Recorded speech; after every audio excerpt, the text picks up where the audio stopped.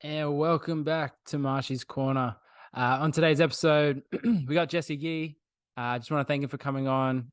He's not even just friend. That guy's family, and yeah, we haven't been able to catch up too much this year. He's playing basketball in Melbourne, and he's having to face some new challenges, and we got to talk all about that. So I'm not going to ramble on too much in this intro. I hope you guys enjoy this conversation. I reckon it's a great one for anyone that obviously that just enjoys sport in general. But if you're a young guy, if you're someone trying to make it, get to that next level in whatever sport you're doing, it doesn't have to be basketball. Yeah, I reckon there's heaps of value in this, and yeah, enjoy.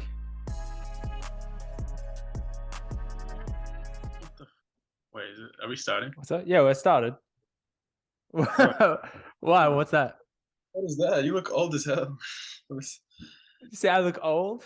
Yeah. You know what's funny is I sent a photo, like a Snapchat to someone. I don't know. I was literally like, man, what the fuck? I look old as fuck right now. You do? You want to see something? Huh? I said you want to see something? Yeah. Was that today? Nah, I got it done probably a couple of days, but I actually did it because Lilo, you know how he's going through like his chemo stuff. Yeah. I did it for him just to like go with him. Told him I'd cut my hair. Oh, that's cool. That's cool. Yeah, no, I've been worried about him. Yeah. He's he's doing all right. It's just it's like a freak weird thing that just came upon him, but he's good. Like he still has a sense of humor, so Yeah, that's good. but yeah, I thought I'd just do it, just kind of do it with him. I have nothing to lose. I mean, I was in need for a haircut anyway, and I think it looks pretty decent on me anyway. So Yeah, well, I've been growing this beard out. I think that's the issue. I look old because of the beard. But you look crazy, but no, I decided that because I'm doing this 75 hard challenge right now, and I decided that I'm just gonna like just put myself in it completely. I'm not gonna shave my face. I'm not gonna. I've never seen you like this. Yeah, I know. So I'm also working at a high school now, and I feel like when I shave, I look like I'm about 22. So I get carded still. So I don't know. I just I've been growing this out, and it doesn't look good though. It's not good at all. You say you're working at a high school? Yeah. Oh, okay. Why? I was just wondering. That's good. I haven't talked to you in a while. Did you not know that? Can you hear that? Sorry. Yeah, I can. What's that? Oh, sorry. It's just how do I mute my? Can you hear me still? Yeah. Anyway, it doesn't matter. I guess you'll hear bing, bing, bing. Yeah, no, I'm obviously working at the basketball lab, but yeah, I also got a job back at the old high school, back at Northside. Shout out to Northside, man. So we've started this off with you pissing me off by I messaged this guy. Well, I call him because I just happened to get I got an little early knockoff from work just because because I'm working in special ed, so the kid that I usually work with, he's away today, and I didn't have much work to do, so I've been a bit sick, so I just had a little early knockoff. Called this guy up because we've been planning on doing this podcast. I was like, oh, we could record early. I can rest this afternoon, and we're texting, and this guy's just okay. Bro, what do you want Give me triple okays. I was like, this guy, if you okay me again, I'm gonna slap the shit out of you next time I see you. So you know what's funny? I'm texting Crystal, it's my sister, and I'm texting her, and your texts are coming through, and I ended up saying, what did I say? The response after you said that, I was like, wait, let me read it. I was like, what did I say? I was like, yeah, thought she wasn't gonna say anything, and then I said that to her, and then she was like, "What the fuck?" Like I'm so confused what to say. But you know what's funny is the first okay pissed me off. Like I was like, don't just okay me. Like, are you a female? I was like, what the? I don't know. Why you get mad about But I that? let the first two slide, so there's a lot of attitude behind those. Okay, okay. Like, anyway, Anyway, no, but yeah, so working at Northside, that's actually a good segue into one of the first things I was going to talk about is I mean, we like you said before, like we haven't talked heaps since you've gone to Melbourne. But before we get into, what's going on with you in Melbourne and stuff, um, I was I was working with one of the teachers, Ben Seymour, who's just come over to Northside, but he's a big basketball fan. shout out to Benny here. Yeah, yeah, yeah. And he started like asking because we obviously graduated Northside a while ago now. But he was talking about, the current state of Northside basketball, how big it is and whatnot. And then he was kind of like, so like who was your group? Who'd you go through like in terms of like players? And I was like, I was like me, Jesse, Liam Emery, Tim Henry, Jacob Garvey, these guys, Benny Harwin, even though he didn't play with us, but um he was like, oh, like you guys would probably beat the current guys, like all these guys that are playing basketball now. He's like, your team would probably beat them. And I was like, well, I mean, obviously we're going to say that. They'd say that they would beat us from back then. Obviously, if we played them right now, we would smoke them. Um, but it was funny because he was like, well, he's like, I don't know, like I've watched the senior group, and he's like, I remember what Liam was like. He's like, obviously you and Jesse in the backcourt, and then he was like they're not going to stop you. I was like, yeah, but Jesse actually wasn't quite what he is now back then. Like you're obviously a good player. Yeah, Um, but it kind of got me thinking because we've been talking about we're going to do this podcast, and I thought it'd be a cool thing to talk about, especially I don't know if younger guys listen to this or whatnot. But like your road to where you are now and where you're going, I think for some people that have only just started, like I guess watching you and maybe some of the younger generation, or some people that I guess you've come onto the scene and people have been talking about, like I think they think you were always this. And no, it's not that you no, weren't a good basketball player, but it's been like this progression thing for you.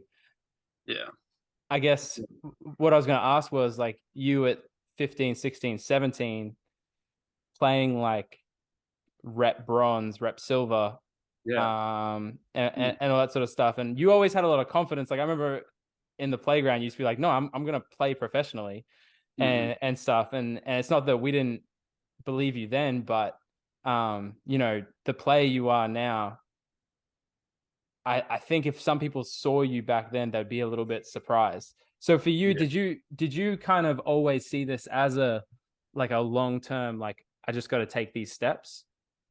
yeah. Everything's a step. Everything. It was different how it happened in high school. I wasn't, you saw me. I was pretty chubby. Wasn't the Mm. what I look now. Wasn't as healthy. Like I was still typical island boy, young, quick, but I didn't take it as with my buddy as serious.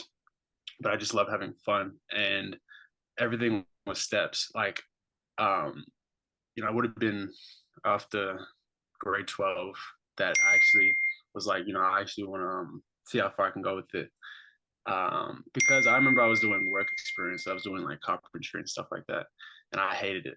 And I was like, it's either this or I want to try to go to college, or I want to. And at the time, I remember I was probably working out with and practicing. I was young. I was playing with like Northside Wizards. It was QBL at the time with a lot of the older guys, and I was this is right after high school, and working out, and then that's when I was like, you know what, like got into an opportunity with a coach who was there, and he took interest in me, and he was like, look, you can either do I don't think I've ever told you this, but you can either be a DP for Cairns type ends, or we can get you to college. Um, and I was like, you know what, I want to. My mindset at the time was like, I just want to go to college and experience it. But everything took steps, and it was such a big learning experience. All through high school, I never made the top teams. Probably through 11 and 12, even grade 10, I started dropping back. But I still had like this confidence in myself and just kind of backed myself. And then once someone took a chance after high school, then I kind of knew how good I could be and what it needed to take. And still at this point in my life, I'm still figuring out. Like this whole year has been a completely different year to when I was in WA and even in Queensland. But this has been like a massive learning experience. This has been something I've never dealt with in my life before. Massive challenge mentally. Obviously, like I'm jumping straight into things, but Yeah, it's yeah, funny you bring that up. It's, yeah, it's like never dealt with this experience. But I mean, rewind. yeah. Yeah, We'll come steps. back to that soon. Yeah, yeah, yeah. But yeah, just steps. Like it just had to. I kind of just had to. And I had like people in my life came in at the right time and invested, and my family and my mother always like kind of pushed me, and having good people like you and my boys around, um talking smack and whatever, but still I didn't like to lose, and I didn't, you guys were like older brothers and would say all this to me, and I'm like, nah, like I want to beat you guys. So it just kind of pushed me, all this stuff pushed me. But yeah, definitely had to have confidence in myself. And then when I went to college, learned a lot. Obviously, you had Kai on here as well. Learned a lot from him, being my teammate, and my teammates over there as well. So everything to this point in my life was, and I'm still learning, but it was like a massive. You just had to take it step by step and learn it. But yeah, it was crazy. This year, like I said, it's been a whole different step, like a whole different learning experience. So, Yeah, I guess mm, your basketball testimony would be like, um, one for younger, like the younger generation, being like, you don't have to be the most heavily scouted person. Like people used to look over you yeah, for yeah, yeah. ages, and like even to the point where like it was like for us as your friends and your family, not even being biased, where it was like ridiculous that you were being overlooked.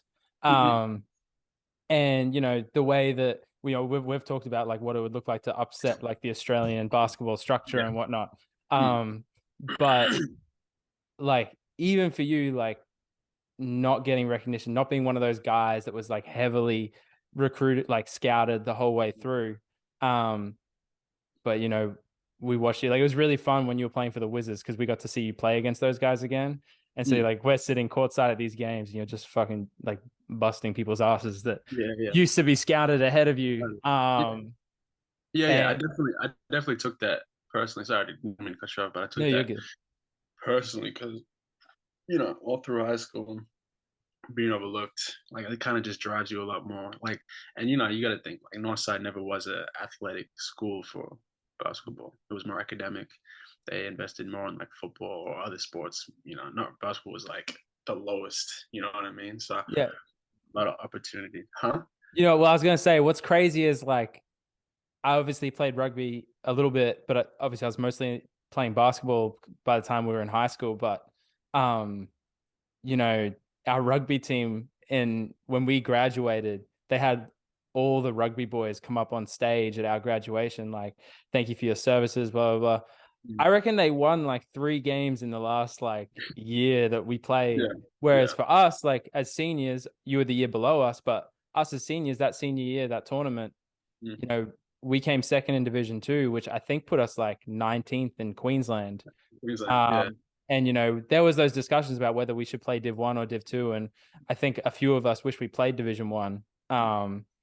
But we were a much more successful team than even the rugby team. But I guess even from people looking out, like no one really necessarily came out of Northside for basketball. So like, No, but I don't know. I still think that the fact that we grew up on these cement courts, just yeah, like yeah. playing 21, playing like 8-on-8 and stuff like that. Yeah, we Um, had it hard out there. We didn't have any like a indoor stadium or anything like that. no, A lot of it actually changed as well. Shout out to Rocky coming in and uh, changing the dynamic of everything at Northside. So bro, being a staff member at Northside now, and like I'm in a lot of these classrooms. All the kids have laptops these days, mm, and obviously we had nothing like that. But every single kid, like they hop into class, they open up their laptop instead of their books. Um, and I'm at the back of the classroom walking around. 50% of the kids have the NBA up on their page, which yeah, is I remember. like, Yeah, you sent me something, a story. The Heat and Celtics finals, and you guys were just in there just watching the game. yeah, Like, we had it up on a projector just during lunchtime. No, basketball is like, it's crazy what basketball is like now. And I think mm, about like what would we have been like if we had like us guys that were getting to school at 7 a.m., leaving school at 5 p.m., we played nonstop. And obviously, like, we're super grateful for people like your mum, Mr. Burgess, Mr. Mm-hmm. Smith wasn't really coaching back when we were there, but he was still coaching a little bit. All these Mr. Jones who'd come and play with us at lunchtimes, like these guys that coached us, but like the opportunities that these kids have now, just so much basketball being Yeah. played. We had nothing like that, but we had something different. And like, when I think about the toughness that we had, I felt like we really had toughness. Like, we were talking to, I was talking to Ben Seymour about our team, and I was like, we had Jesse, who at the time like still had the handle, like the shot wasn't quite there, but he had the quickness, the handle. He was, defensively, he was still fine. And we had these big wings like Tim Burgess, Jacob Garvey. I showed him this video of Jacob doing like East Bay dunks Yeah. up at the courts. Like, there's no one at Northside doing East Bay dunks, or like LeBron's like rock the cradle reverse. Like, Jacob was doing those dunks. Like, we had Tim Burgess, who's just an athletic freak. Liam, who I just think is still to this day probably one of the best defenders I've ever seen. And plus he'd put 20 on the board as well. So that was funny listening to Ben. Like, he was like, you guys would have smoked them, and I was like, maybe. But yeah, he did bring you up, and I was like, Jesse was good, but he's not this guy now. So I guess for you, like, as you've gone from that talented young guy to being the player you are today, do you reckon, is there any like defined steps where it's like, that took my game to this point and that took my game to this point, like really define, like maybe 3 or 4 like things that you did, things that you changed, experiences that you had that have gotten you to here? Or is it just the fact that what people don't know about you is like, you literally, I don't know how many days have gone by since you've graduated that you haven't shot a basketball. Like, Yeah, for you're sure. just in the gym all the time. Yeah. No, I think it's funny. What did you say about Ben? You just said something. I wanted to touch on that point. How you said that Ben said how I was when I was younger, but then say that again. As in Ben talking about our team? Yeah, Ben about me. What'd you Ben say? Ben Seymour, like, he brought you up because he was like, how are you guys gonna lose to the current crop of Northsiders? And he was like, you got Jesse, like, and all I said to him, I was like, Jesse's obviously like an incredible player now, and he was a good player then, but I don't think he's what you think he was back then. So, yeah, and it's funny you say that because I think being in certain situations, I think it kind of molds how you kind of see like your perspective of the game.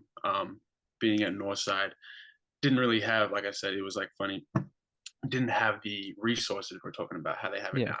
So I think that kind of, but we had the talent of like, all these just raw talent, you know what I mean? And I think being in situations and environments like that, it kind of pushes you a lot more because you're not reliant on other things. Like you said, we were on the cement, we were just grinding it out, and we had fun, and we just played. And I still think, being biased, that age group is one of the best age groups in Northside. You know what I mean? And it was a complete fluke, right? Like, why? I to this day I do not know why it happened. Yeah. Like, why was it all of a sudden? I mean, actually, to be fair, I actually do know how it happened. You obviously had your basketball background, like you were always going to play basketball. Yeah. But it was actually Dave Salter and Max Thompson. Yeah. They were the 2 guys that played, and then we just kind of like, I guess we go play basketball at lunchtime now, which I guess started. But I don't know, we did take it differently. And man, those, like, there was also those older boys like KG, Luke Aarons, Jesse Bradford, like they kind of set the tone a little bit for us. I think we surpassed them. But for sure. But really, like, when I think about like the toughness that we had, like, we were tough. I'm not joking when I say like we literally played like no blood, no foul. Like, we played that blood ball that we started playing, where like it was 21, so it was everyone against each other, but you were allowed to hip check and foul with your body. You couldn't foul with your arms, But unless you got hit to the cement, because we played on cement, unless you got hit to the cement and literally had blood on you, you could not call anything. Yeah, it So, was not cool. I which think is that kind of insane that we used to do that. I think those environments kind of defined me as well. Like you said, I wasn't the player as what I was now, and being in that type of environment, I feel like if I was in a different environment, I had because there was a time it would have been grade 12. I could have had the chance to go to St. James, and St. James, obviously, you know, good friend of mine, Kieran's there. Obviously, Ranko, that would have been playing with them guys, those guys over there, St. James. But being at a school like that, I feel like I wouldn't have been as who I am today because all this stuff kind of molded me.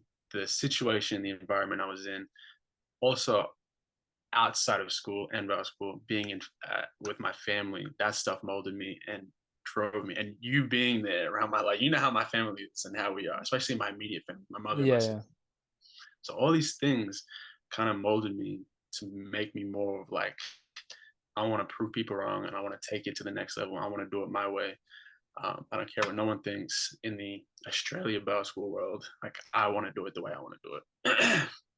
And so all this stuff I think was good for me because I feel like if I would have had talking about the resources we had that, I wouldn't have been as like that mindset wouldn't have clicked.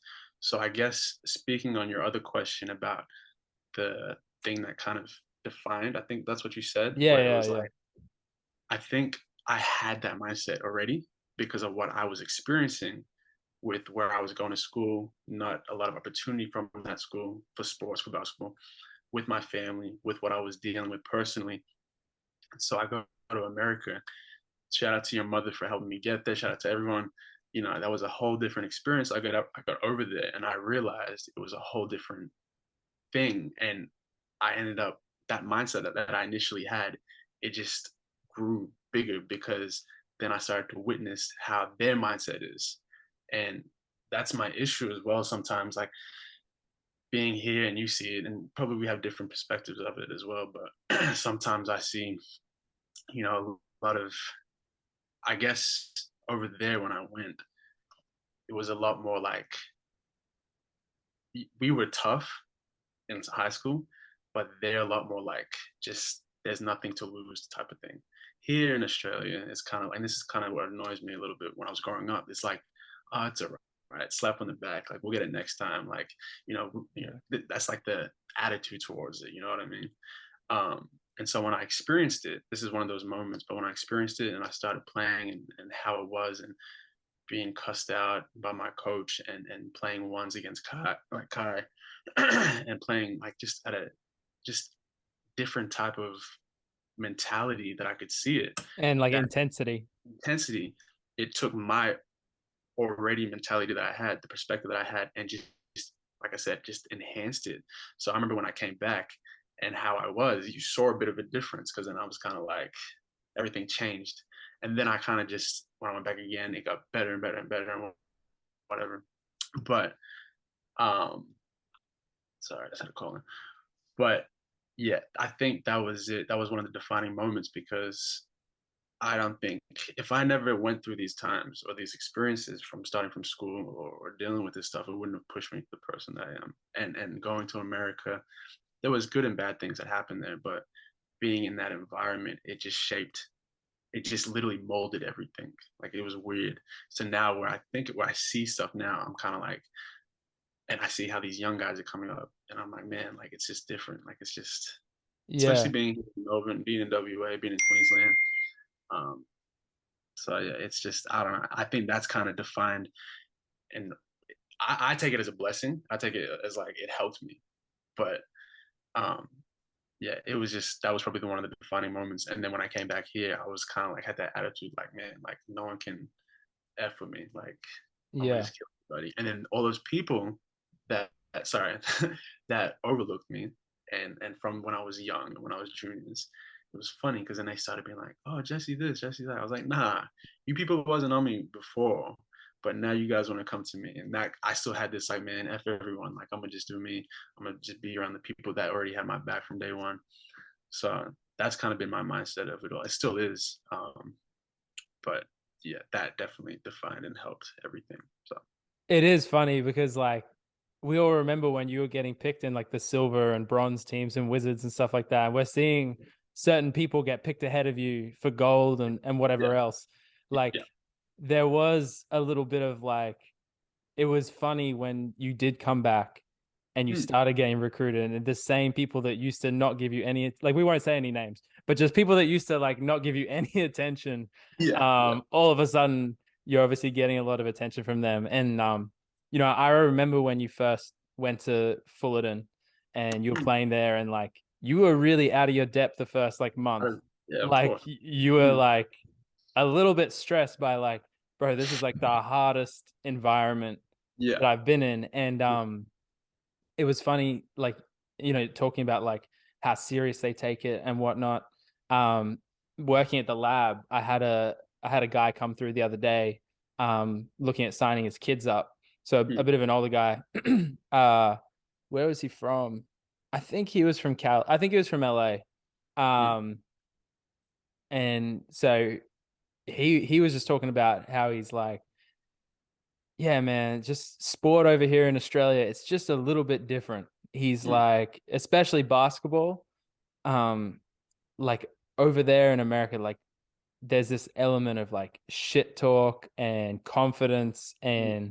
and just like, yeah, just like I guess like in Australia, it's like, yeah, you do take things like a little bit like relaxed. Like we're known as like the larrikins, like just Hmm. laid back, chill, but which, it has its benefits, but you hear the way he's like talking about what it was like for him, because I think he said he was a college football coach for a little while. Yeah. And he was like everything, like, even with your teammates, like how competitive it is over there. And just like this is like your livelihood, and while Exactly. you're a teammate and all this other stuff, like you've still got to think about yourself as well. Um, Hmm. which is interesting, because like, I mean, I didn't even think about it like this before, but I was just at the lab getting shots up, and there was a guy there.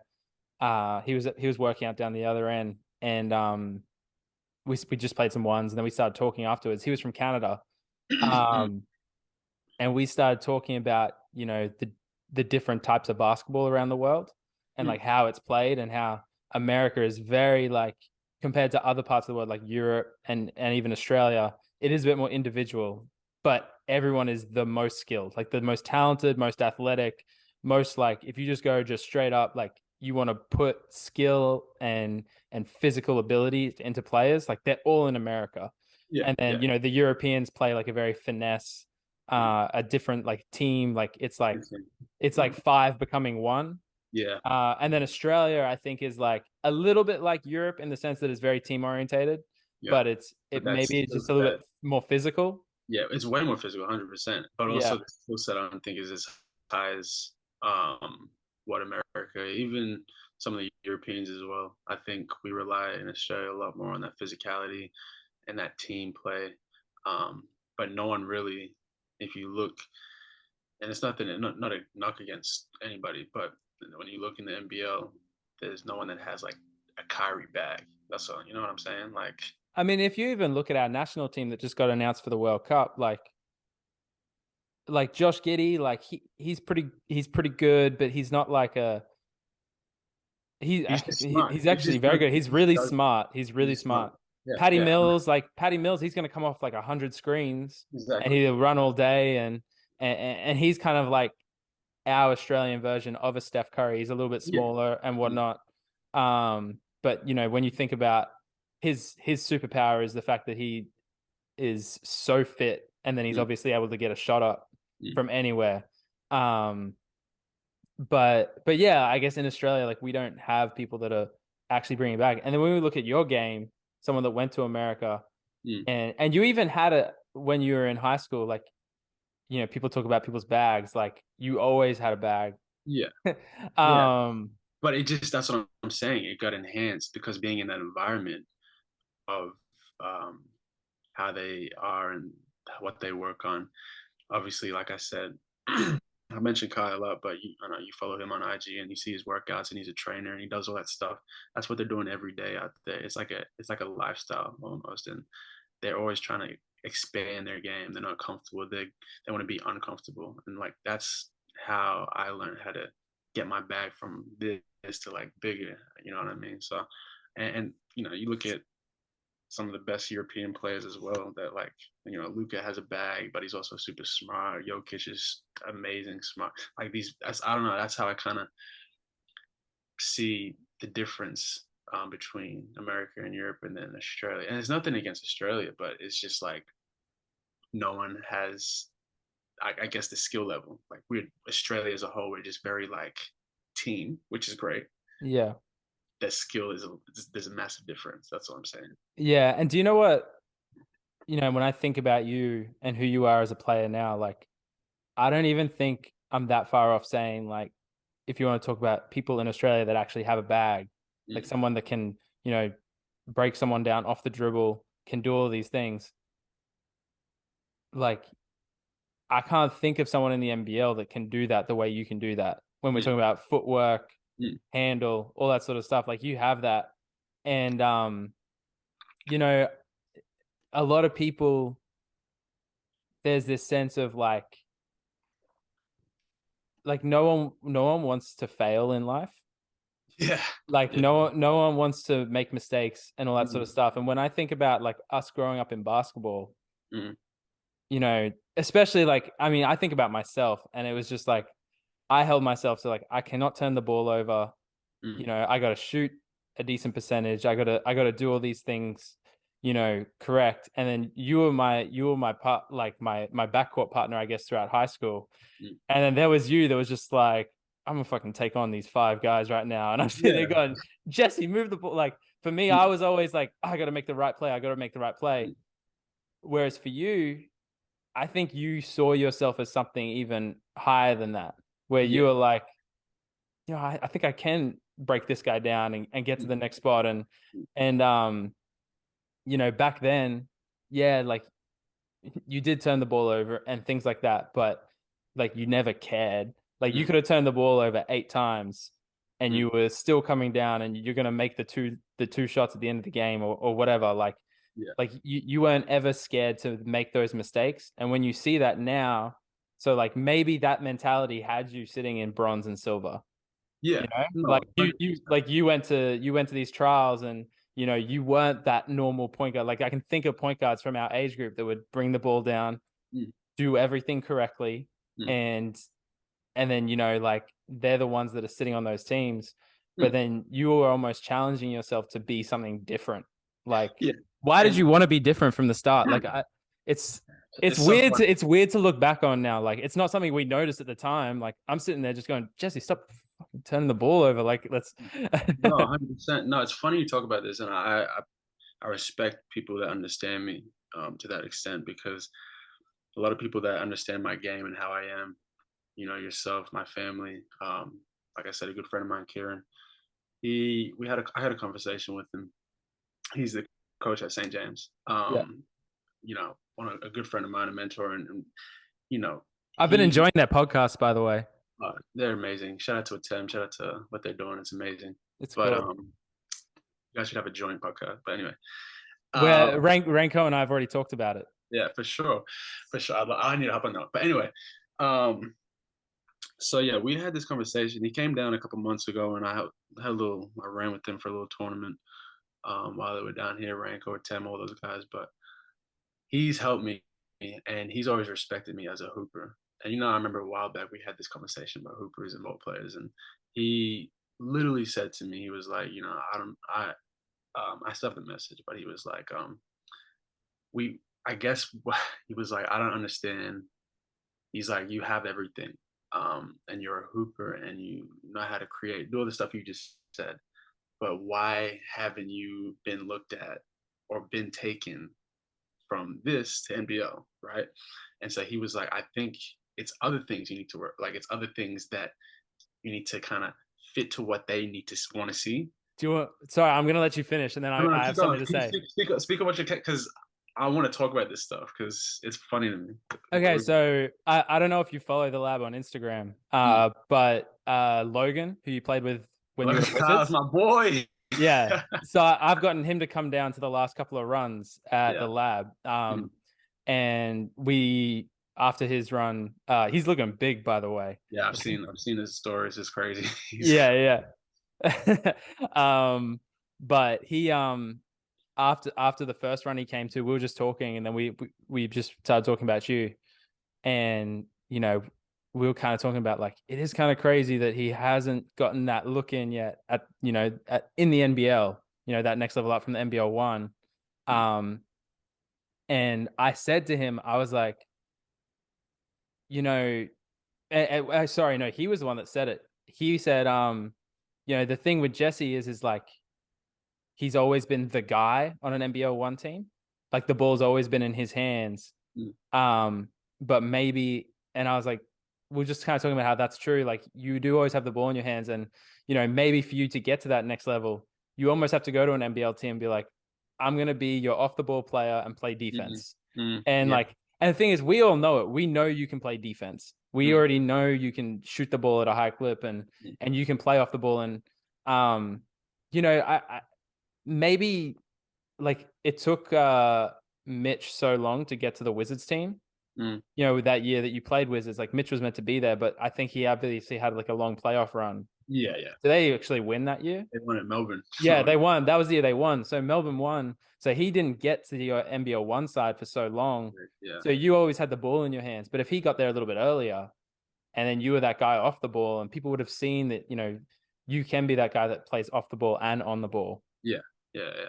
No, for sure. Um, It actually happened. I remember we played one game, and he's, super unselfish and doing his thing, and I ended up having like 20 some points in the first quarter because I was just playing off the ball and just playing with an NBL guy, doing the things, little things. I didn't have the ball in my hand primarily, but um, yeah, definitely had that chemistry. So yeah. So is that what you guys were talking about though? Like, yeah, yeah, we're basically like, I guess everything. It was from demeanor to how you walk down the court to how you um how your body language is because I come down and I'm looking to kill straight away, but what he's trying to say is I read the message. He was like, "Hey, after today, I realized you were one of the best movers on the court, skill, vision, and level of defense."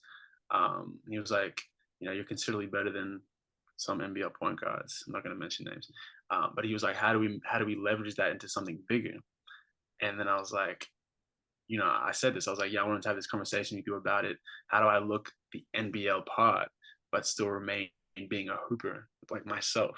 yeah, And so we were having this whole conversation, and we're talking about body language, your demeanor, how you bring the ball down, what NBL coaches and people want to look at, because when you look at the NBL, you look at the role players, look at the top, the guys in the NBL, they're not, like you said, they don't have deep bags, so they're just doing the simple stuff. Um, and so he was like, maybe, like you were touching on as well, you have to play with a team that has NBL guys and know how to work around them and then play defense and do the little things. So I think it's, a bunch of stuff. But I've always thought and been, clueless to it because I was like, if a dude's got game and he can play, why not just, you know, yeah, play? You know what I mean? Like let him play in the NBL or like at the highest level. But some people, some coaches, some GMs don't really want to see that. They want to see other things. So this whole season, I've been trying to. It's been the struggle this season, which I was talking to you before about, but just how the whole mindset of trying to be more, still remain myself, but I kind of lost my way because I was trying to be something different that I'm not. It was a whole different experience to me, and I'm trying to be like, I need to be this type of guy and this type of guy and be looked apart for this, but I just wasn't used to it because I've never been like that. I've been yeah. Hooper, you know what I mean? So I struggled with it a lot mentally. And I was in slumps. It was bad. But yeah, I don't know. It's weird. I've always questioned because I get sick and tired of hearing people being like, man, you should be playing in the NBL. You should be this. And it's like, it is what it is. And, my response is like, yeah, like it doesn't matter. Like I probably want to go to Europe more so. Like I want to travel. But even so, like, I don't know. It's just tough. Like you have to have this type of look and I'm trying to work on the look, but sometimes it's just hard. I feel like I lose my way when I try to do the look of an NBL type of. Yeah. And this is the thing, man. Like, I mean, talk about at any level of basketball, like people slip through the cracks, and like us as your friends and family, like we just want to see like all the hard work that you've put in, you know, be recognized, and all of us, none of us. If there's anyone that ever doubted that 16-year-old Jesse that was sitting on the Northside basketball court saying I'm going to be a professional basketball player, I don't think anyone that was at those courts that day that doubted that then could doubt that now. Like we all feel like you're at that level, and we want you to get a crack, whether it's whether it's the NBL. But I've two questions. Like I do want to talk about this season, but I was also just wondering, like, have you ever talked to Deborah about what it Mm, took to get from that NBL1 to the NBL? Because he obviously has had stints in the NBL himself. yeah. No, I've never. Talking It's about funny. Deborah George, by the way.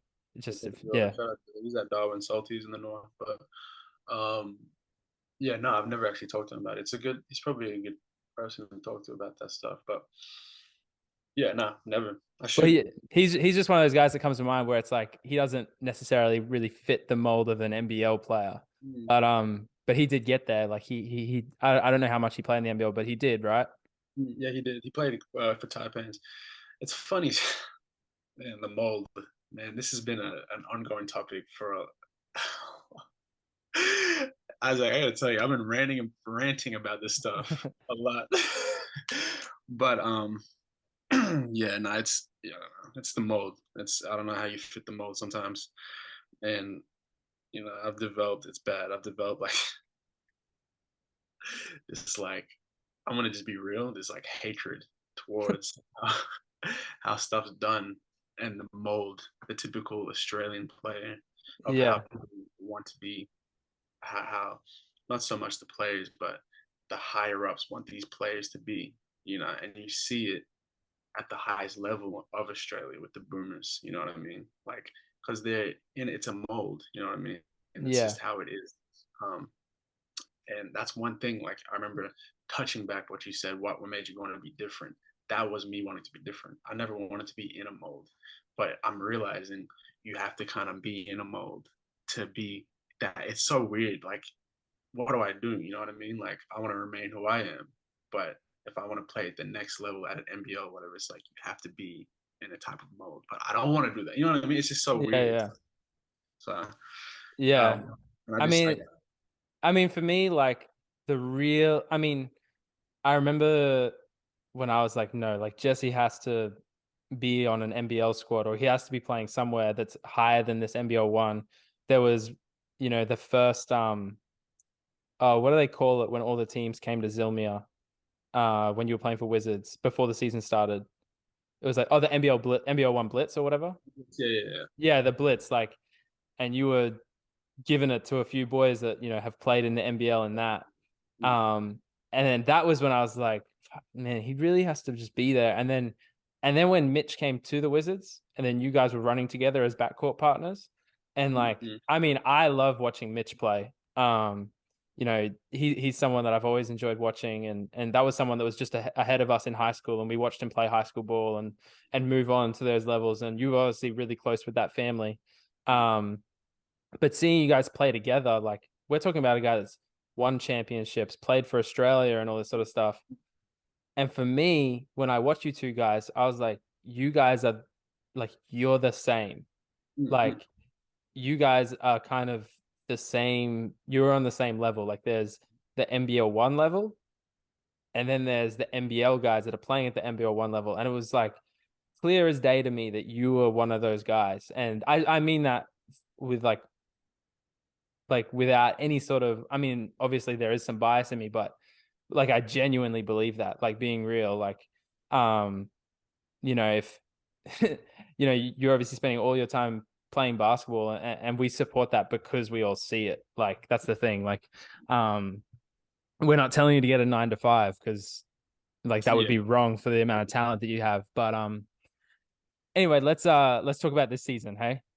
Um so like for you, like we talked on the phone the other day, and we briefly talked about how even that phone conversation, I was like, fuck, do I press record on this?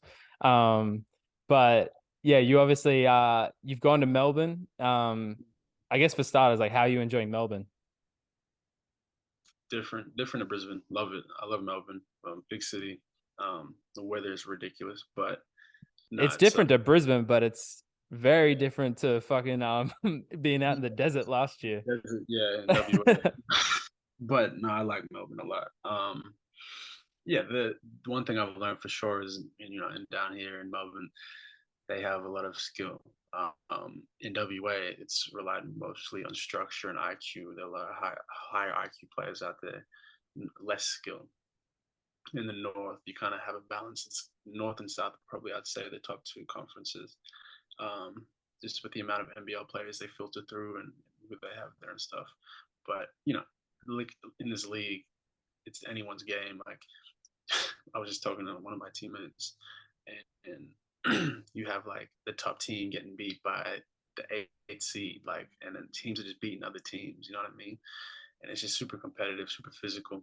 Um, but I love it. It definitely tested me for sure being here because yeah, it was a different whole mindset to when I was in WA when I went out there.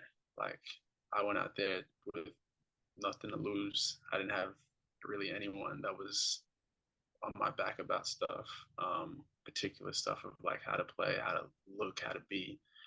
And then after having a successful season out there, I come to Melbourne, and then I kind of started getting more people, more recognition, more expectations, and I didn't take it the right way, and it kind of like messed up my mental because I'm trying to, like I said, be a certain player to have that look, and then I was out of my whole mindset of how to be who I was. And I'm too busy overthinking things. I'm second guessing myself. My confidence is dropping. I'm thinking, man, maybe I don't want to play. Maybe this and that. I've never had this experience in my life. You know me. I've never been like that. I've always been like, Yeah. you know what I mean? So this whole experience was a challenge because, it's just a whole different giant, I guess, I had to face. And, the first 3-4 games, um, it was a struggle. And like, I've never been on the outside, on the opposite side of like, a club, I guess, second guessing if I should be here. You know what I mean?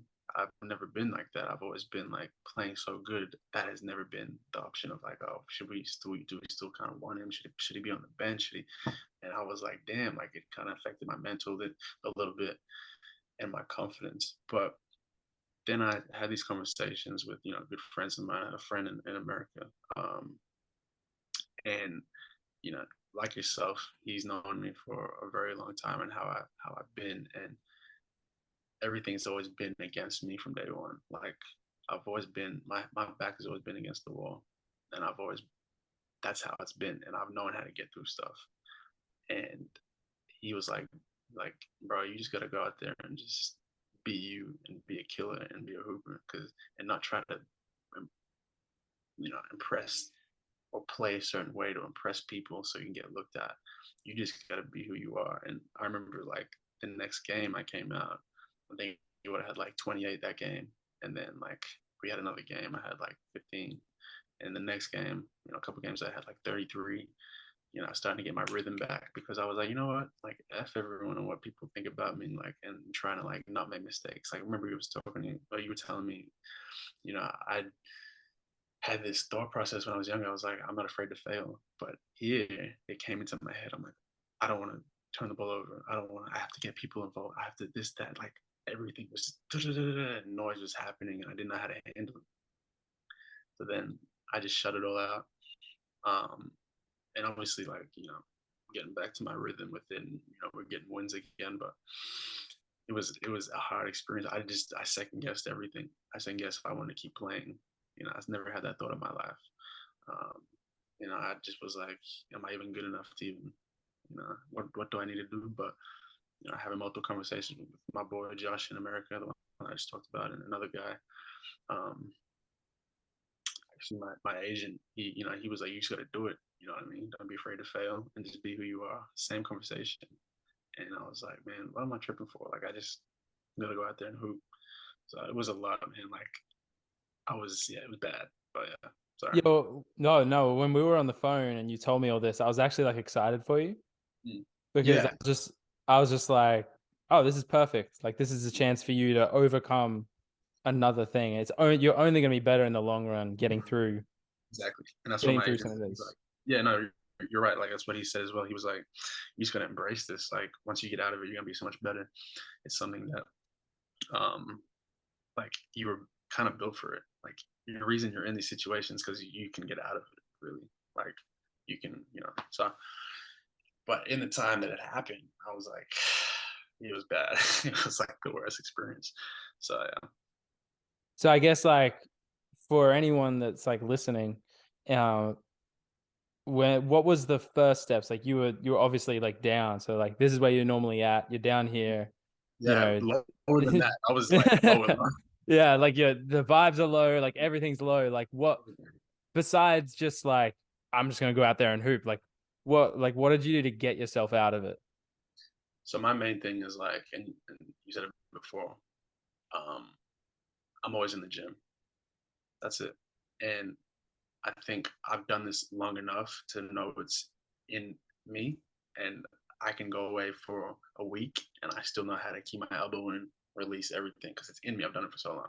If I was to go away for a week from playing golf, I'd probably lose the technique. You know what I mean? Yeah. Like I know how to do it. So if I get back in the gym and I'm, working out, um, I'm obviously working on my game and perfecting little details, but I'm also working on my confidence to be able to make these shots, game like shots.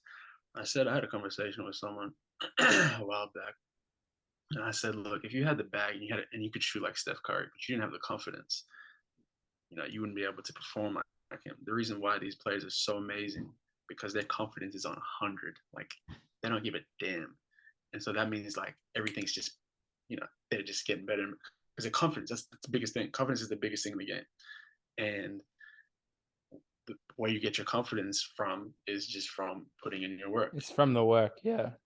Work. So you're actually building more confidence on your shot. You Yeah. obviously, like I said, when you're younger, you're kind of okay, you're getting better, you're working on your game. Okay, you're trying to develop different things. But when you've done it for so long, you're just developing more confidence. So when you do it in the game, it's like, okay, I have that there, like because I've done it for so long, kind of thing. So I had to get back in the gym to do that. I kind of had to just block out noise and not take these expectations that people were giving me and just be like, people were telling me, you need to get 30 and 10, you need to do this, you need to do that, you need to be defensively, you need to do this. And I'm like, man, on the court, I'm thinking, I need to do this. If I've turned the ball over or if I've missed a shot, I'm like, man, I suck, or I'm, this or that. But then I guess I just kind of backed myself. I looked at film and I said, you know what, like what we're talking about, I can't be afraid to fail on the court. If I make a bad pass, I just get it back on defense. Or if I just have to play better. Like I just I'm trying to be more aggressive, I guess, on defense and taking pride in that because as I've gotten older, and you've probably seen it, when I was younger, I was a lot more active and I was like a little dog. Like I wanted to play defense, run up and down the court. Now, Yeah. and about it, I started developing an offensive game. I got lazy on defense, and I was like, I'll rely on more offense.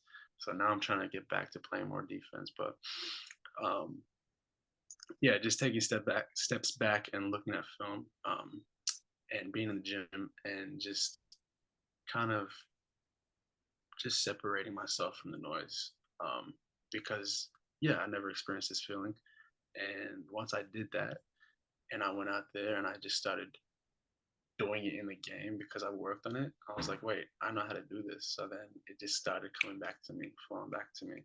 So yeah, if for people, I guess, listening, I guess if you're in that state of mind where you're just kind of like in a slump, you just have to get back to the roots of like working out.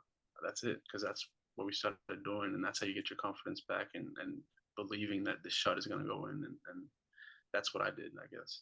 So Yeah, there is like I mean, the furthest I ever got was QSL. And I remember the 8 months I really put into my game during that time. And, you know, having to make minimum 100 threes a day and all that sort of stuff and going through the repetitions. It's kind of weird what it does to your psyche. And mm-hmm. like obviously I haven't gone the basketball playing route myself, but I'm really glad that I experienced that. Like I at least had that bit of time where I went all out in the field of basketball just to see what that could do to my game in a small amount of time. And from when we talk about mental battles and stuff, I had my own mental battles when I was younger and whatnot. And it is kind of when it is as simple as just like you need to just put the work in. Like when you put the work in, there's that level of confidence where you look at someone like Steph Curry. That's just the most confident person ever. That's Yeah. all off the back of work, right? Well, Have you seen yes. that? Have you seen that video where Andre Iguodala had Steph on his podcast and he was talking about his favorite like Steph and Draymond moment? Mhm. So he was saying that like there was this game, Steph had been out injured for a while, and he was coming in, he was getting his shots up, and he was missing, he was Yes, like missing everything. and He Draymond had was this, like, Draymond got kind of mad at him. yeah, he was And like, he gets, this ain't the Steph show, and like, and apparently Iggy was like, man, just let him get back into his rhythm, and he's like, we're working here too, like this yeah, isn't just the Steph show, and then apparently like Steph put up another shot, bricked it, and he's shooting something like 2 for 12 or whatever, and Draymond's just like, hey, that's a bad shot. And apparently Steph was kind of like, is he talking to me? And yeah, then he was like, yeah, you took a bad shot. Apparently Steph's just like, I'm gonna shoot it again. Like, yeah, exactly. and That's that's it. just like, that's one of those things where it's just like, there's a difference between like confidence and like ignorance and just like, oh, Yeah, I'm just gonna put this up because I'm confident. Like that's not confidence, but like when you're confidently doing what you do because you put in hours and hours of work outside of it, and only the people that are closest to you understand that it's like you're going to the gym at yeah, in the morning, in the afternoon, again at nighttime. Like people yeah, don't actually realize like how much you've put yeah. into being the player that you are, like, and it wasn't by accident. Like No, it wasn't even, I mean, you were naturally like you said, like gifted, like quick, good yeah, hands, there was a level of coordination there. But like in terms of like becoming like a real basketball player, like that's just been the hours work. upon hours. Yeah. It was work and it was drive. It was drive because of getting overlooked and drive because I wasn't in a position that I thought I should have been in. It was drive because, um, I always thought about I'm better than most of these players, and so that just drove me to be in the gym and like pushed me. And I was like, man, I'm gonna just be better than this guy or this guy or this team, or I'm gonna show people I'm gonna do it my way. Like I said, I don't want to fit the mold. So all that stuff just drove me to be in the gym, literally. And then that built my confidence. So then when I came out to these games, when I went to WA, when I played Northside, when I had these games here that I'm kind of getting my rhythm back, it's all because of the work that I put in. You know what I mean? It's like you got to go back to the roots of it all, like I said, and just work. That's all it is. Like there's nothing else. You can't rely on anybody. Nothing is gonna just be given to you. You literally just have to be in a gym and work on yourself. That's all I did, and I'm still doing it. Like I'm probably not shooting the best as I should be, and my handle isn't as crispy as what I think it should be. But that's why I'm in a gym. I'm there at like 10 p.m., 11, getting up shots and working on my handle, working on all these game-like situations because, like I said, it just develops your confidence. It develops, your little details of, what you need to do in a game. And then obviously I try to watch film and watch myself and how I play and stuff, and then just put it all into the next game. But also not trying to do too much and just let the games come to me because I'm not a person that tries to go out and you know I'm probably you know me as well. I'm probably when I was growing up the most unselfish person, Oh yeah. like pass first guard, and then when I came back I was like scoring mentality. So I try to just not force stuff and try to make the right plays and being a point guard, get people involved, but um, and being a point guard this year tested me as well because people don't understand being a point guard is one of the most hardest positions on the court. Like you're obviously an extension of your coach and you have to know every play. You have to direct everybody. You have to make sure everyone's set on offense and defense. You're calling all these different sets and it's actually draining. And I remember when I was playing with Mitch, I didn't have to have that You didn't have role to because do he was. that. So I was Yeah. just scoring the ball. I remember when I was playing at NWA, and a good friend of mine, Damon, he was the point guard for some possessions, and I would just come off the ball and just score. You know what I mean? So yeah, it's you just got to go back to working and just believing in yourself and back yourself because I guess no one else. You can't rely on, like I said, you can't rely on anybody, and sometimes people just won't believe you, except for the real ones that are there in your corner. But like I just have to remember that like a lot of people didn't really believe in myself, um, me as a player anyway, and I still get that as well. But that still drives me. So Did your work, like the way you approach work, did it change? I mean, it obviously changed. Like how did it change um in terms of like before you went to college to after you went to college? I learned so much from work ethic from being there. It was ridiculous. I didn't work as hard as what I was when I was before I went to college.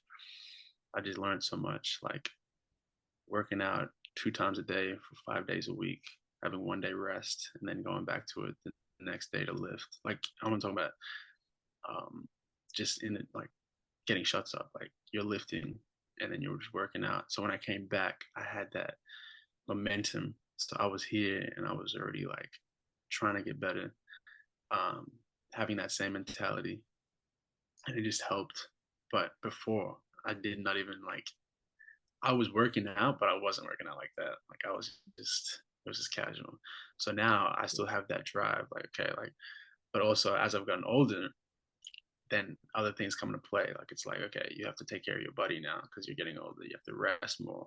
You have to make sure like you're eating right. That's why I went like vegan pescatarian just to I realized it was fine being vegan for a certain time, but then I need to get more protein in, and I still feel great because I'm eating fish and seafood and stuff. But um, that whole eating helped my body trim down as well. Um, but yeah, as I got older, these were the little details that helped because I want to play like for as long as I can. This is why I want to do it for the love of it. But those things helped, and just practicing and working out smart and not wasting time. Like everything is like you're doing it. Like it's like I'm trying to think like quality over quantity.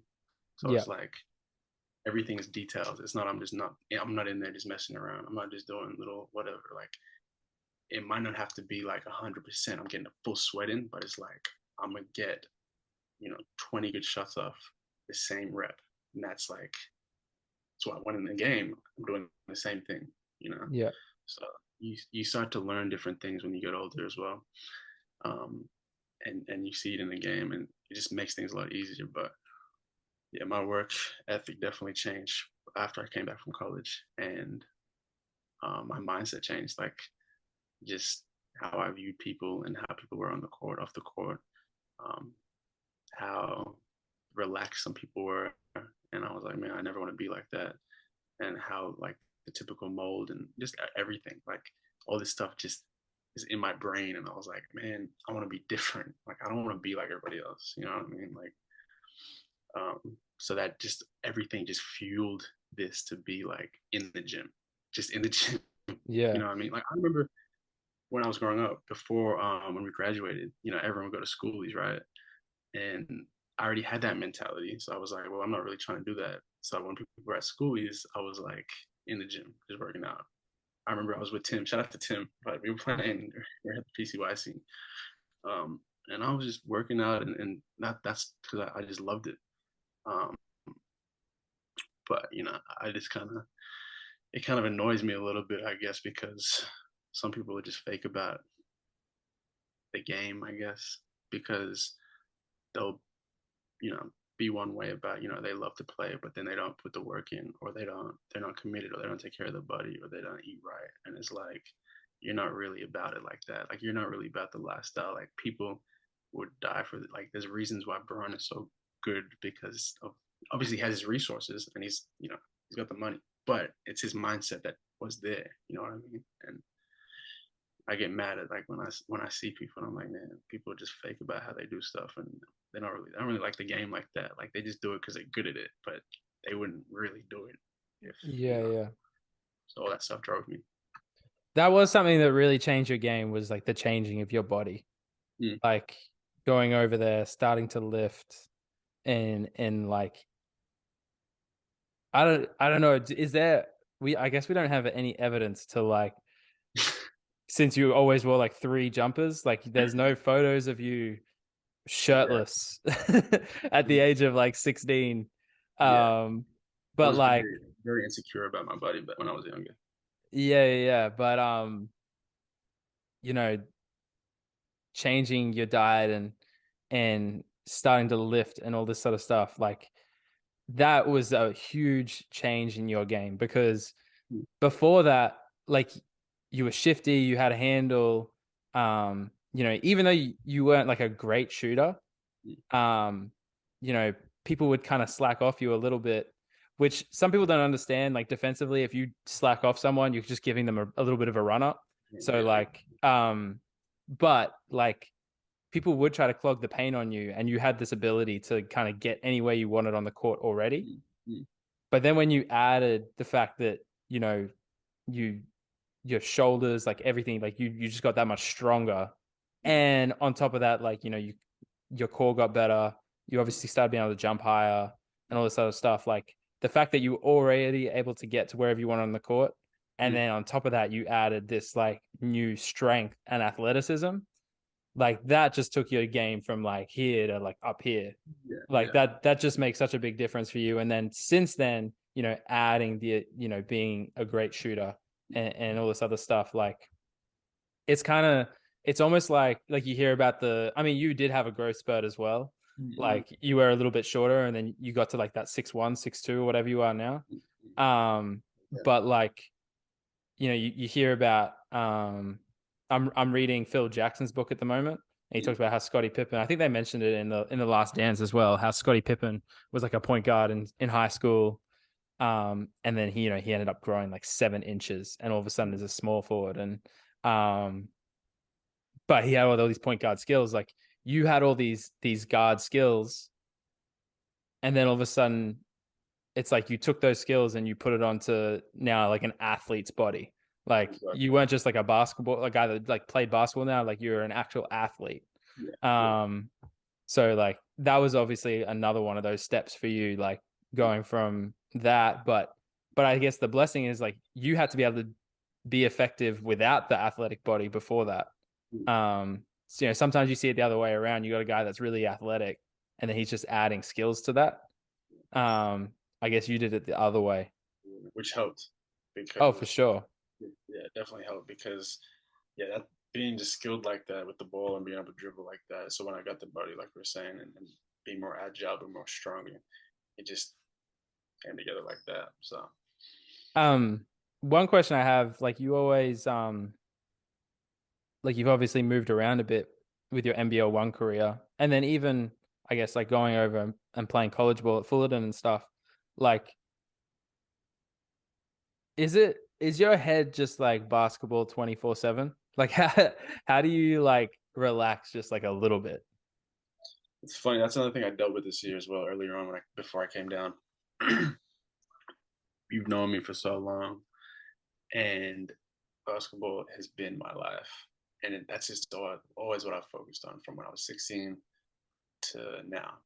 And it's funny. I got I got my camera here, and I got a bunch of books and a bunch of like a notepad that I have all these ideas about being creative and artistic because I used to dabble in it, but my focus was just I need to be in the gym. I need to like that was it. But I remember I was dealing with it as well. And that was another thing mentally I dealt with because I was like, do I want to play or do I just want to like enjoy tapping into that creative side that I never got to do, which means like, doing the clothing brand that I have plans for in the future and taking my photos and videography and all that stuff and, wanting to write a book and all this stuff. Right. Um, but I can't balance both. I'm either 100% in with one and the other thing is just dropped. And I was struggling with it because I was like, I don't want to play as much. I want to do this. This is way more fun. So what I've realized is like I actually cannot relax. I need to just be in, or else if I do relax and I take time to be like, okay, I'm gonna go out, take a drive, go see some scenery, take some photos, relax. Then I'm just caught up on like, okay, I want to edit this stuff. Okay, I want to put this in my portfolio of like what I want to do with my photos and all this stuff. And I don't know how to separate it. I don't. And that's what I've realized. So right now, I haven't even touched any of that creative stuff again, and it's just basketball. Like, which is annoying because I love doing that stuff, but I realized it took me a while to realize as well. That kind of got me out of the slump. Like, I just want to play, and that's always gonna be there. But while I'm here, I want to play, and I got a job to do. You know what I mean? And it's like I want to be the best player I can be. But yeah, I haven't touched any of that stuff anymore. Like it's just hoops. So Yeah. I mean, that's like a real testament to how much you enjoy it. mm, Because a lot of people are like, oh, I need to go do something else. I need to think about something else and like, you know, take my mind away from basketball. And mm, and honestly, that's one of the biggest differences between you and I guess the rest of us that like grew up together is like none of us were as locked in as you, right? mm, Like it's really always just been like, how do I get better? How do I get better? sure. And the fact that you don't get any fatigue, like there's no basketball fatigue for you, right? Like Nah, honestly, like you'll send me like a picture and you're just like watching an NBA game at 1 a.m, yeah, and like then it's just like yeah, like my search history on YouTube, like it's just different players. Like it's just like I don't want to know about your search history. nah, but like yeah, it's just I'm trying to just see different ways and different angles and how different players play, and I'm always just like learning and like I try to put that in my game and see film, and then I'm in the gym working out, or I'm lifting. Um, and so I just, and I guess if there's one thing that kind of does take me away, that helps me relax, it's music. That's the only thing. Yeah. But it's nothing. And you know how I love my music. That's the only thing, because that doesn't take much time. It's just like I can relax. I can lay down on my bed when I'm resting and I'm listening to whoever it is. And then You're welcome after, for that passion, by the way. for what? For that passion. Passion? Yeah, I was just saying, like, you're welcome for, Music? getting, No, yeah. no. Don't act like I wasn't the one that gave you all the I music in should, the world. you did. Now you put me off. But yeah, okay, I'll give you props for that, 10%. But nah, that's probably my down something that I like to just mellow down to is just music. But yeah, my life is just I don't like to go out much. I don't like to um associate as much with people that I think I should maybe. Um I'm not very sociable. I'm very introverted. I like to just work out by myself. I like to just be in my bed. I like to just enjoy my energy. Um, and I've learned that as I've gotten older because I mean, I'm obviously not like, you know, I'm friendly, but I just know, it just also because it just drains me as well, like being around people. So I don't do much outside of playing. Yeah, yeah. So it's funny, like, one of the things that used to piss me off the most about Jesse was like after we graduated and like, he'd go overseas or he's playing in another city, he'll come back to Brisbane and like I don't even know. And that shit used to piss me off so much. Now I'm just like I just get it. Yeah, And I've become that way myself. Like I'm not someone that goes out as much anymore and all that sort of stuff. And I've become more hyper focused on the things that I want to do. And yeah, that's something that used to annoy me about Jesse. But it's also like like props to Jesse because when we were younger, like all of us were going out and drinking and having a good time and having fun and like on the rare occasion you'd see Jesse at one of those events, yeah, he still wasn't like acting up. Like if he had anything to drink, it was like maybe a drink. And yeah. even then, like you probably weren't having anything. And you'd be there for a little bit, say hello, and then you'd be And out. then, And yeah, yeah, and that's props to you, man, because there's a lot of people that can't say no to that stuff. Like yeah. Um, Eh, and No, hey, speaking on that, no, I'm saying speaking on that. I guess I get speaking back on what I said before about like how people.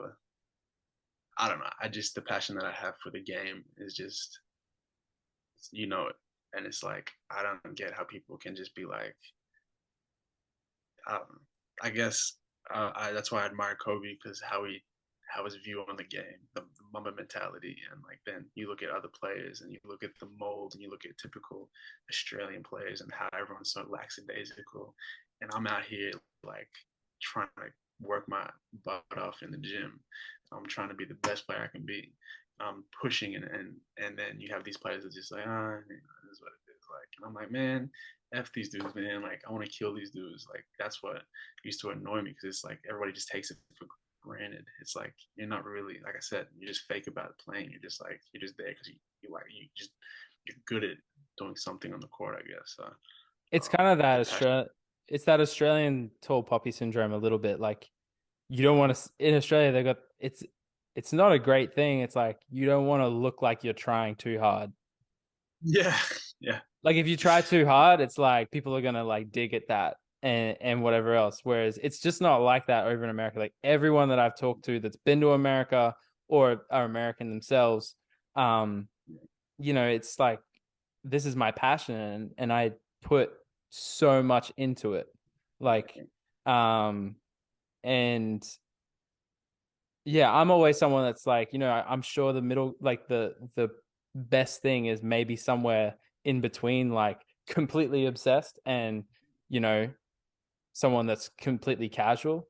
yeah, But then when you look at someone like yourself, like for you, the thing that like takes you away from the game that makes you chill out is still being in the game. in But the like, game. like it's like I need to take a rest.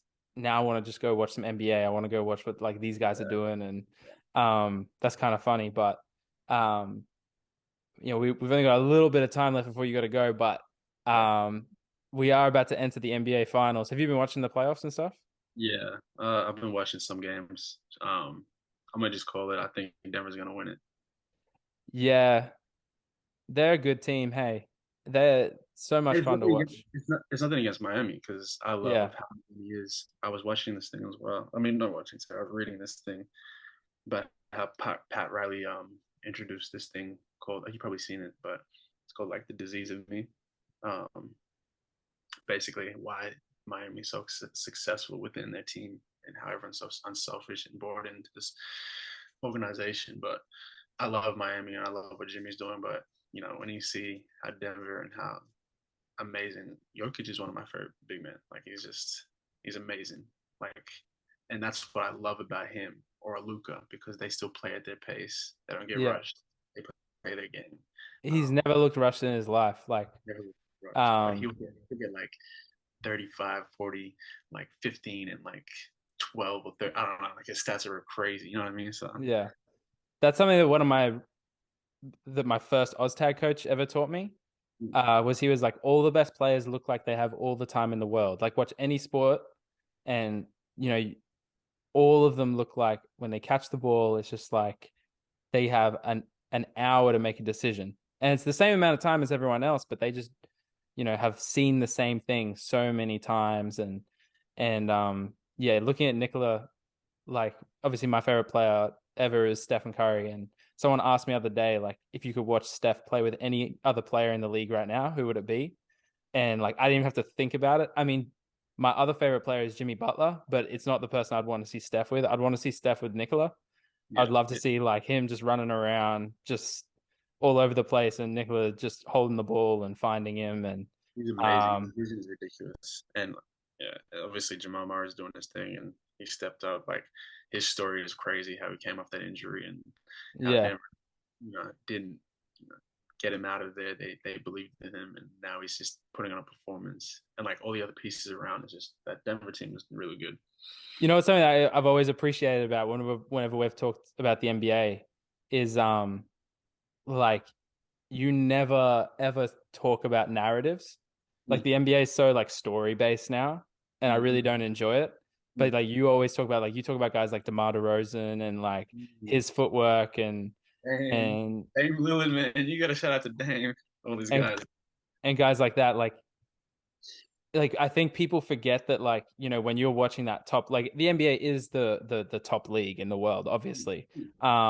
Whether you enjoy the way it's played or not, like for me, I've really enjoyed, it feels like teams are back in the NBA. Like this Miami Heat team's like an actual team. You know, the Denver Nuggets are an actual team. The Warriors are an actual team. And then, a team like the Boston Celtics that's probably the most talented from 1 to 9 in the league. Yeah. The way they played was so gross to me. Like it's just gross to watch. I'm so happy they're not in the finals, just because I hated what, like, you've got these talented players and like you don't even know how to beat a zone. Like it's just like, it's crazy to me. It's like, oh, let's just play 5 out against the zone and just try and dribble the ball. Like these guys are at the top level. Like if a team goes to a zone, you're meant to be excited. It's like watch it. But anyway, I'm just super glad that they're not there. But yeah, I've always appreciated the fact that, like, whenever we talk about NBA, it's like sometimes you can talk with people and it's just like all the Warriors do is shoot threes. And I'm like, they don't though. Like that's not what they do at all. Like, and you just like talk to these people that's just like, it's just like the narrative side of things, but you actually like talk about the game, which is Yeah, fun. because I guess you can kind of relate and see it like as a hooper, and a lot of people that talk about this stuff, I think some of them maybe don't understand as much as like what it takes in that level and where they're at. So it's like, I don't know, I just appreciate everything. I just appreciate basketball and how the game is played, and how skilled these guys are, and I love watching all these players. But yeah, I try not to just stick to the narratives and let that. Yeah. But it's fun. It's fun talking to you because you look at it differently to me. Like I don't feel like I look at the NBA in a narrative way, but like I'm always looking at it like as a coach, Yeah, and like I'm looking at this team and stuff and like that. And then you're breaking down like footwork and stuff like that. And I'm trying to, obviously, amazing. I was a trainer, because I'm a trainer as much as I am a coach these days. Like I've had to learn, especially over the last 2 years. I feel like my understanding of skill development and whatnot is like, just, I can't even. I remember, like, I used to train some kids at Northside when I'd first graduated, and so like I'd be their coach, and then they'd pay me to do a bit of skills development with them. Those sessions would have been so ass. Like, I'm so sorry to everyone that I like coached back then. Like, I think about, like, I remember some of the drills I used to do, and just they were the worst, like, just the worst skills development training sessions ever. Like, if I saw someone doing that now, I'd be like, Yeah, okay. this is wrong. You need to find a different coach. But I guess you got to go through all that to understand. But Well, it's funny you say that because, like, obviously, about to head off to work, which is, I guess, work you call individuals. yeah, yeah, The stuff that I teach is like, I don't teach the typical. I mean, obviously, we go back to the basics, but it's like the game of what the NBA is and what European basketball is like so much footwork in it. So it's yeah, like try to just break down that stuff. And I remember my nephew, Antoine, I'm teaching all this stuff and he's getting it, natural footwork, all this stuff. And it's like, that's what's kind of got to be like be taught. Also going back to, your triple threat, all that stuff. You But I enjoy teaching these kids stuff. Like being a hooper, man. Like you want to be a hooper. You don't want to be my mindset when I have these kids, don't be the typical mold. Like yeah, be someone better than that. And then be a killer. Like that's how I see it. So yeah. yeah, yeah.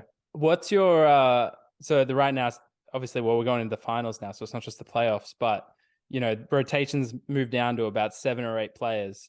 If you could build like just a 7 to 8 player rotation of your favorite players of all time, what's your rotation? Um so point I'm running. This is mine. Okay. This So is, people yeah, this is yours. This is yours. Like, don't get mad. yeah, But yeah, this is yeah. just based on my I love of all time. So I'll probably say point I'll run. I gotta run Dame. Man. Dame's one of my favorite players because it's not just about his game; it's his whole mentality, and like I love it. Like I love how he is on and off the court, and you see it. You know what I'm talking about. His Yeah. whole it's crazy. So Dame, shooting guard. I'm gonna be real with you. It's either MJ or it's Kobe. It's one of those two because I love Kobe, but obviously MJ is one of the greats. He's obviously one, if not the great, because I'm gonna say Bron is up there with it as well. Because obviously Yeah. I'm not gonna debate, but um, so let me split them at least. Like Kobe Well, and you've got a rotation. You got 7 to 8, so okay, you can okay, okay, bring one okay. off the bench. All right. Good luck telling one of them to come off the bench, Yeah, but that's what I'm saying. Um, okay, Dame. Obviously, I got Dame. I got Kobe and MJ. This is just in the 7 rotation. I'm gonna put Braun up there because I love Braun. Um, so what? That's 4. I'm putting I'm putting Shaq up there. I love Shaq. Um, it's at 5. I got what? 3 more, 2 more, 2 to 3. 2 to 3. Okay, I gotta put AI up there. Yeah, I was surprised you hadn't mentioned him yet. AI is there because I grew up watching him. Yeah, I was gonna say Jesse growing up, everything was Allen Iverson. It was like Obviously, Allen Iverson and Michael Jordan when you were like a kid. yeah. So these I'm putting AI up there. I'm putting mm, pulling Melo Ball. No, I'm kidding. I'm not putting Melo up there. Let me think. Who am I missing? Because I'm biased and I love the game. I'm gonna put Debo up there. Demar, Hmm. like Debo. Like these are all people I study, so I'm putting him up there. And then um, Last one.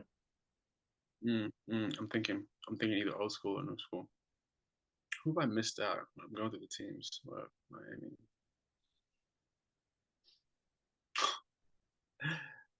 Melo's tough, but I love this footwork. Mm, let me think. To be real with you, I feel like I'm missing someone if I say this though. Uh, as much as I love Kyrie and KD, um, obviously Kyrie because of his handles, his scoring abilities, finishing. It's either out of him. It's either out of these 3. It's him. It's KD because obviously for him to get his shot up and create, love watching his footwork, and then it's Luca because Yeah. I just it's like Luca's just in my head, but I feel Yeah, like I'm yeah. missing.